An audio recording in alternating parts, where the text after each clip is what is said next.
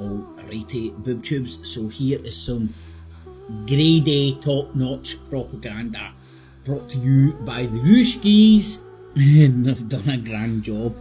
So, from the power of Grayskull, no sorry, not the power of Grayskull, from the power of Russia Today, we're going to show us captured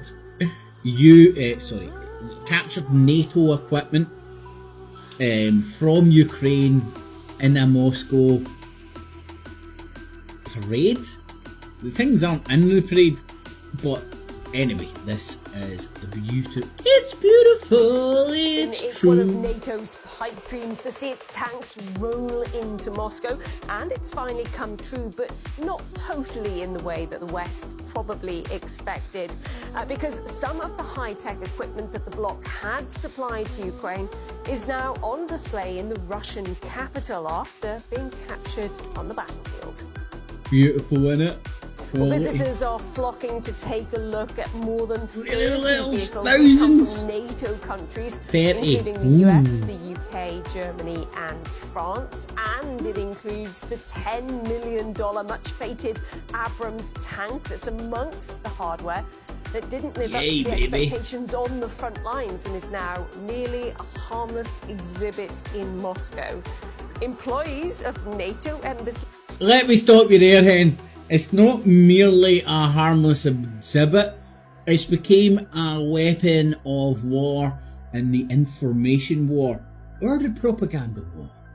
Anyway, let's get back.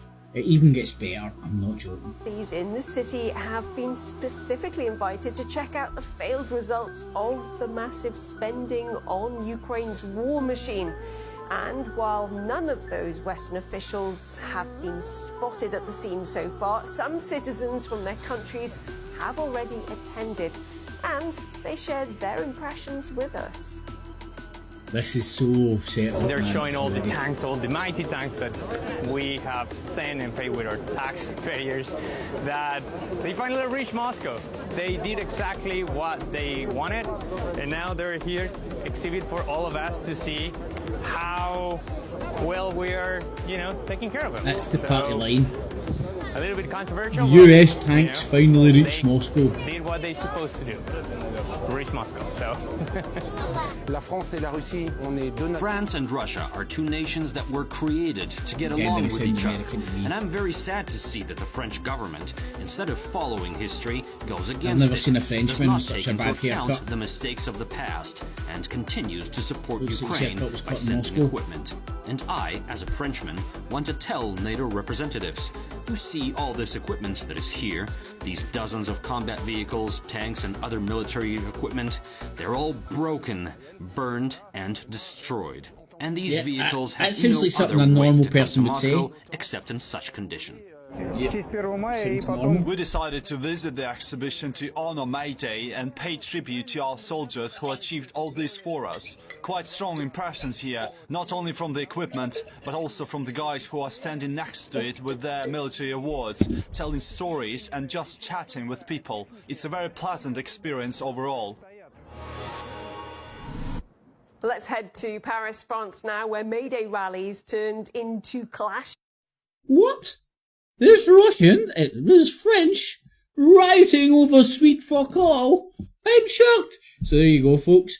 NATO tanks finally roll into Moscow, but they're the ones captured in Ukraine.